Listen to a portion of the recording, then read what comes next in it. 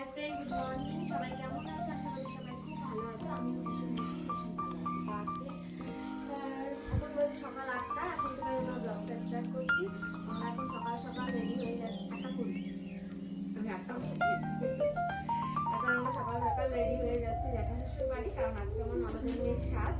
তো এই জন্য সকাল 8টার মধ্যে যেতে বলেছিল। আমরা 8টা 20 থেকে বাড়ি থেকে বেরাচ্ছি। এখনো বেরায়নি, আর বেরাতে এখনো 15 মিনিট লাগবে। মোটেও 15 মিনিট লাগবে না, আমি তো রেডি। তো চলো তোমাদের সঙ্গে একটু শেয়ার করা হয়নি, ওই জন্য আমি কি কিনেছি তো ছোট্ট করে একটু দেখো। অনেক দেরি হয়ে গেছে। তো ছাদে পড়ার জন্য আমি এই শাড়িটা নিয়েছি। এটাও আজকে পরবে।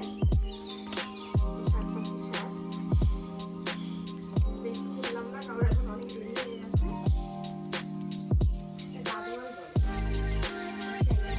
সেটা গোছানো হয়নি।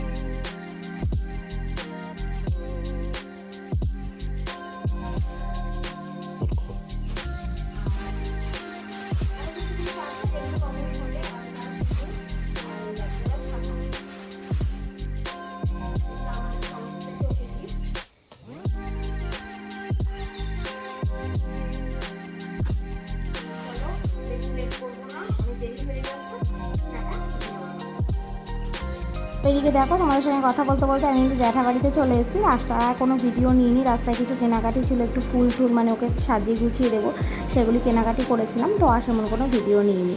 আর এখানে এসেই একদম কাজে মানে বসে পড়েছি। বাড়ির বউ বলে কথা, কাজ বাজে ফাঁকি দিলে কি চলবে? একদমই চলবে না। আর তার মধ্যে এই প্রথম মানে আমি ওর মামি হই।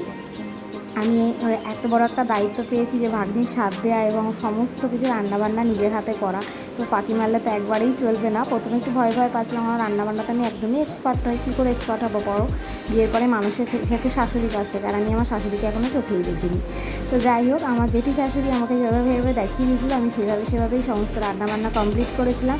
আর এই দিকে দেখো, এই যে আমাদের ভাগ্নি সরু, সবাই ওকে আশীর্বাদ করো যেন ভালো থাকে, সুস্থ থাকে। ভিডিও করেছিলাম কিন্তু কোনোভাবে ভিডিওটা ডিলিট হয়ে যায়। তো আর কি করা যাবে বলো, ডিলিট হয়ে গেছে, তার জন্য ফটোগুলোই শেয়ার করলাম। তারপর দেখো, রান্নাবান্না করে খাওয়া দাওয়া করে আমরা ছাদে গেছিলাম একটু কিছু ফটো তুলতে। এই জাস্ট এমনি তো একটু সুতির শাড়ি পরেছিলাম, তো ভাবলাম গিয়ে একটু ফটো তুলি। এমনি তো শাড়ি ঠাড়ি অত পরা হয় না, জ্যাঠা বাড়ি গেলে একটু বউ সাজা হয়, কারণ বাড়িতে তো দুজনে থাকি, শ্বশুর শাশুড়ি নেই, তো বউ সাজাটা হয় না।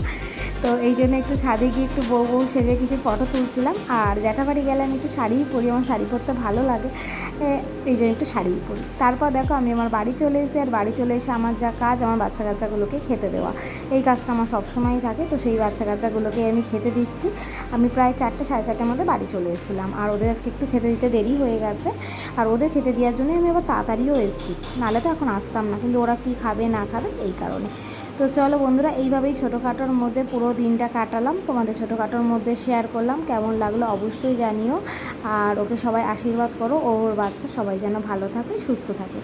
আজ তাহলে আসি, টাটা। কাল দেখা হচ্ছে নতুন একটা ভিডিও নিয়ে। প্লিজ এইভাবেই পাশে থেকো, এইভাবে একটু সাপোর্ট করো। টাটা।